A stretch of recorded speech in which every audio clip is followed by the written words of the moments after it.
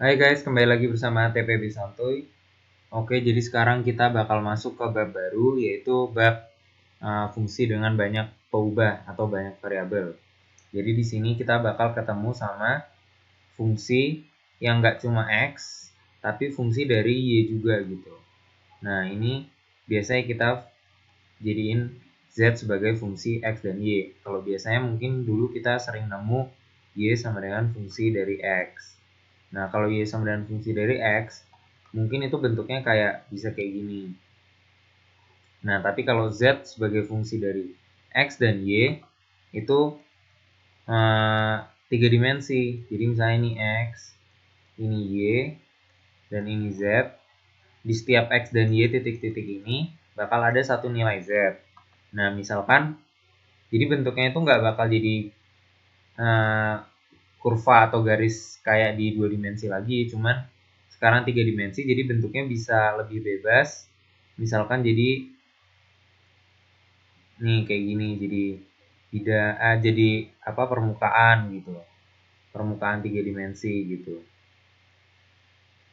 Nah, untuk setiap permukaan ini, karena kita susah visualisasinya, kita bisa bikin yang namanya kurva ketinggian atau contour plot gitu. Jadi untuk yang ketinggiannya sama nih, nah untuk yang ketinggiannya sama, kita mau plot itu gitu. Nah, di sini kita punya fungsi Z sama dengan X kuadrat plus 1 per X kuadrat plus Y kuadrat. Nah, untuk bikin fungsi ketinggian atau kurva ketinggian atau kontur plot, nah kita set Z-nya ini konstan gitu. Nah, maka kita coba kita otak-atik persamaannya. Jadi di sini kita dapat X kuadrat plus 1 sama dengan KX kuadrat plus KY kuadrat. Nah, berarti jadinya K-1 X kuadrat plus KY kuadrat sama dengan 1 gitu. Nah, sekarang kita masukin nilai K-nya di situ. Untuk K sama dengan 1, dia bakal jadi Y kuadrat sama dengan 1. Atau Y sama dengan plus minus 1.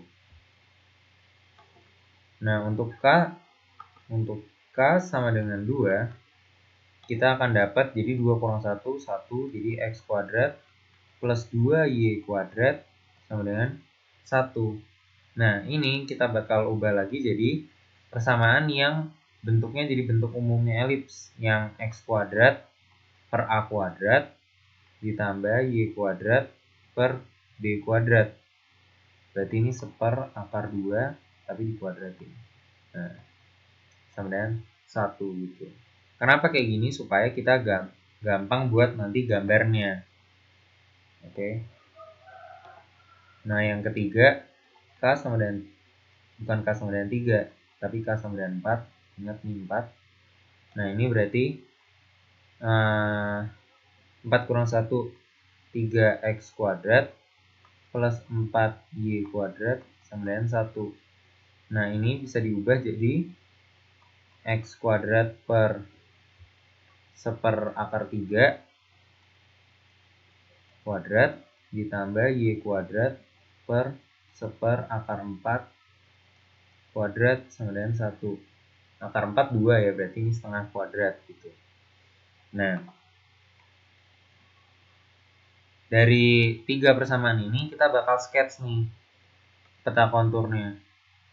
Jadi kita buat nih X dan misalkan ini Y.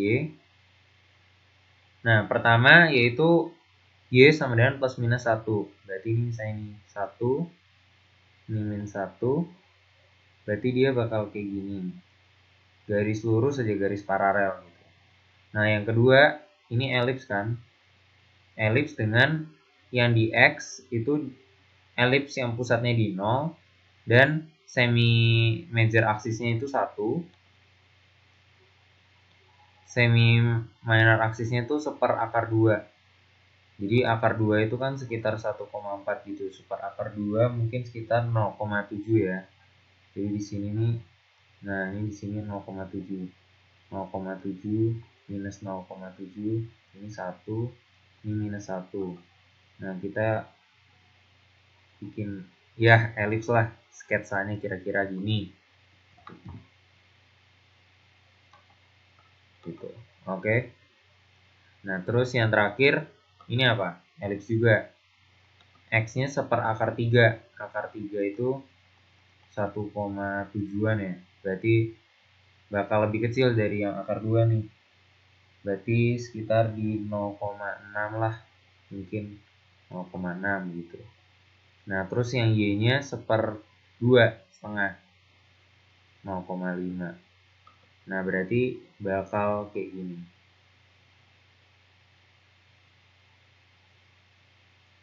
gitu. Nah ini, jadi ini peta kontur untuk z sama dengan x kuadrat plus 1 per x kuadrat plus y kuadrat sama dengan suatu konstan gitu.